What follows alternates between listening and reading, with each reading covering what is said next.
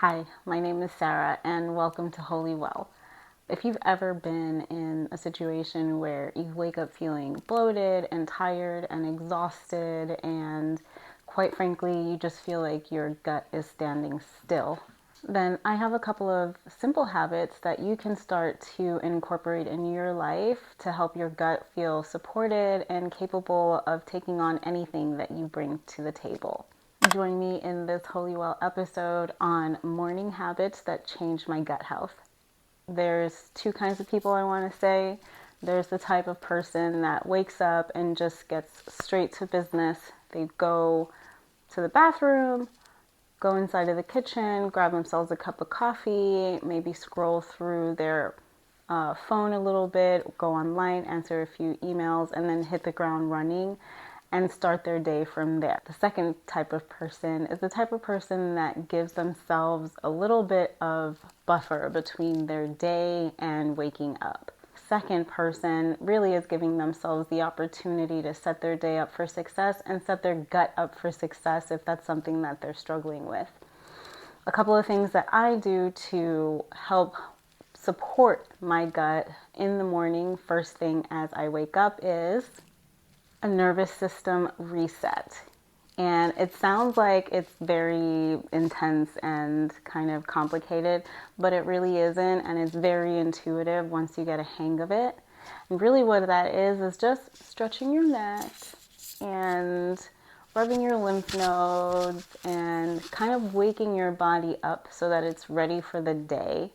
Anything from body tapping to stretching your arms, really engaging that vagus nerve is really what is going to help you calibrate your system so that your body and your mind are working on the same page and you're working towards the same exact goal.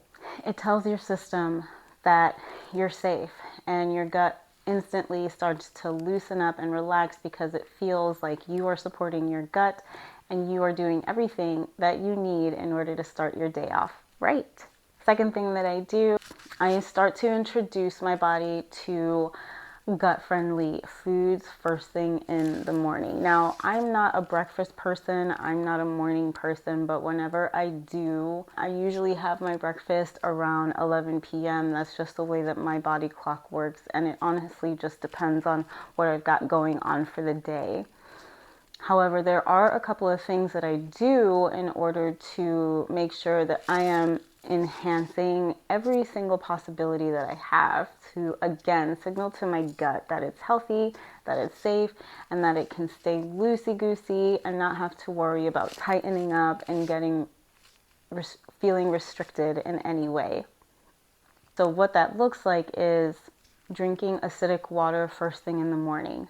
Now, I'm going to leave a disclaimer here because this is specifically for people who are struggling with constipation. For years, I struggled with the inability to go to the bathroom on a regular basis, and these are tips and tricks that I've discovered throughout my process to help get my body unstuck. If you're struggling with anything like diarrhea or acid reflux, this video may not be for you. Although feel free to listen through to see if you pick up on anything that does resonate with you. Take what resonates and leave the rest, but this video is definitely catered towards the people that are struggling to go to the restroom, which I know that there are thousands of us struggling with this kind of issue on a daily basis here in the United States of America. So let's get into it. The first thing that I do is that I usually introduce some water with lemon into my body as soon as I wake up. And if I don't have water for whatever reason, I usually begin my day with a gut activating tea, if that's the case. So usually it's just water and a squeeze of lemon or lime, depending on what I have on hand. And if I'm not into that, I just don't want to drink any water, I'll usually end up gearing towards something like a chai tea or a ginger tea or a fennel, cumin, coriander tea, something that will help with creating more of a digestive wake-up call for my body. So that's the first thing that I start my day with. The next thing that I do, I kind of alternate between two types of breakfast. I usually have something bitter or savory, like, for example, a piece of sourdough toast with avocados and arugula and some lime sprinkled on top. What that does is that it activates the bile in your system, and it wakes up your liver and your gallbladder to say, hey, we're ready for the day, we're churning and burning straight away.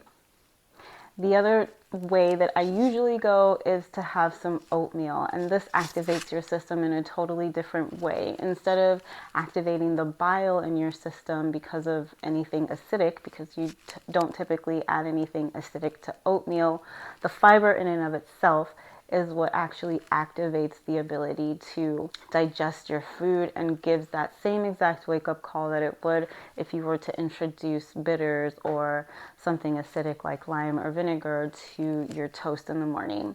So I usually oscillate between those two things to help me have a healthy, gut-supportive breakfast in the morning. The next thing that I do, and I'm just going to go ahead and admit that I don't do this every single day, but I do it most days, and that is movement of some sort. Movement plays a huge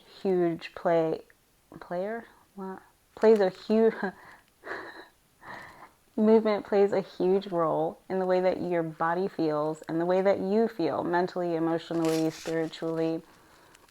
Now, I definitely am not saying that you need to go to the gym and start lifting weights or become super duper ripped. Obviously, I'm not a super ripped, fit chick, but I am somebody that absolutely understands the value in moving your body on a daily basis, whether that means yoga, whether that means throwing on a 20 or 30 minute online exercise routine on YouTube, or maybe it's just dancing in your kitchen while you are waiting for something to simmer or boil down. Whatever that is for you, moving your body on a regular basis is super important for how you feel and how your mind speaks to you.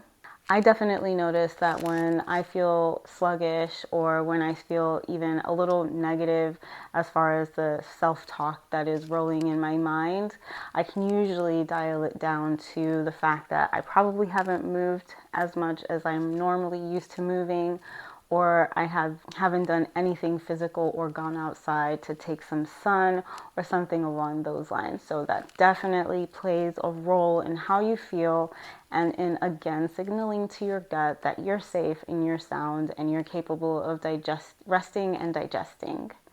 Another thing that helps with making sure that your stomach is ready to digest your food readily is the ability to manipulate your mood. And I know that sounds a little bit weird, but the ability to manipulate your mood with things that make you feel good is going to keep your stomach in a happy state.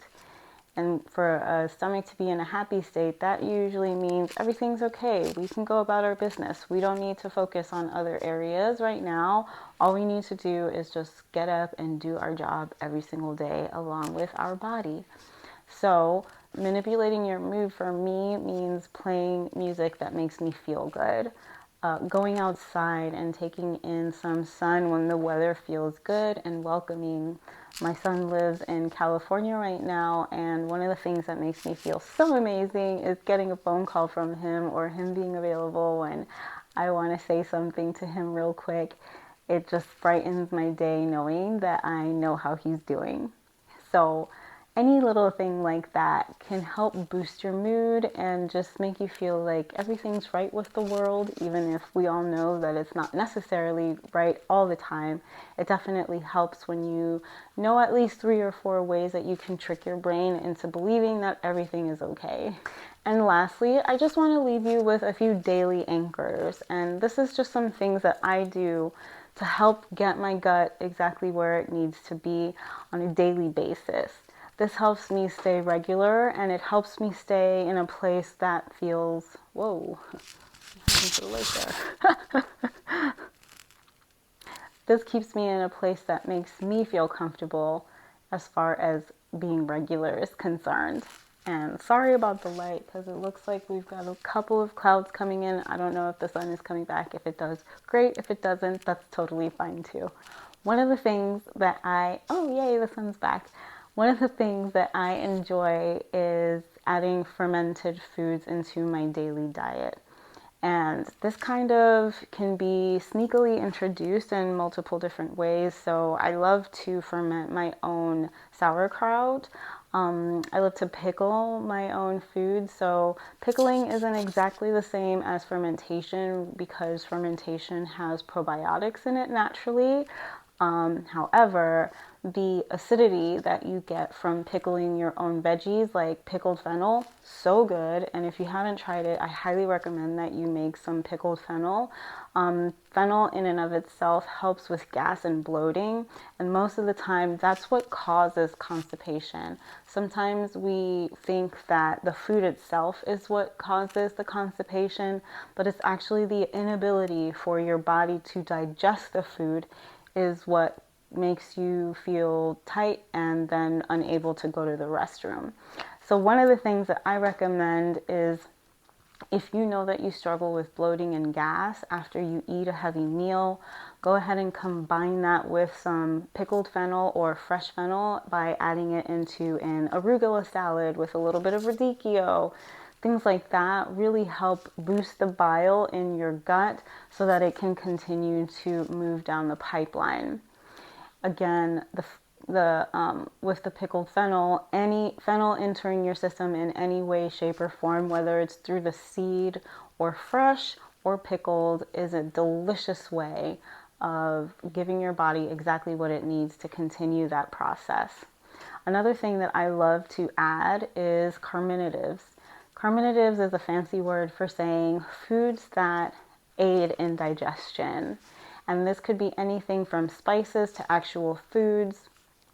But for now, I'm going to just focus on the spices.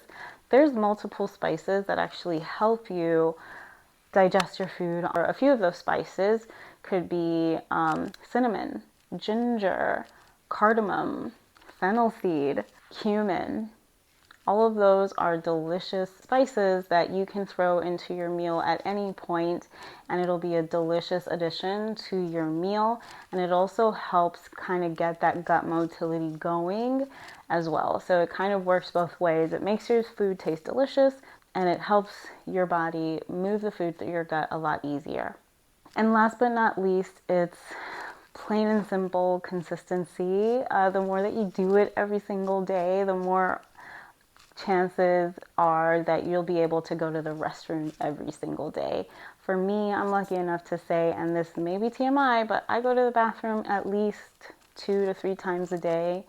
And if I'm only going once, it's usually because I haven't been being as consistent as I usually am with including those special foods along with my probiotics that I take every day to help me get my gut motility going. So again, these daily anchors, including something fermented or pickled, including fiber I didn't say anything about fiber.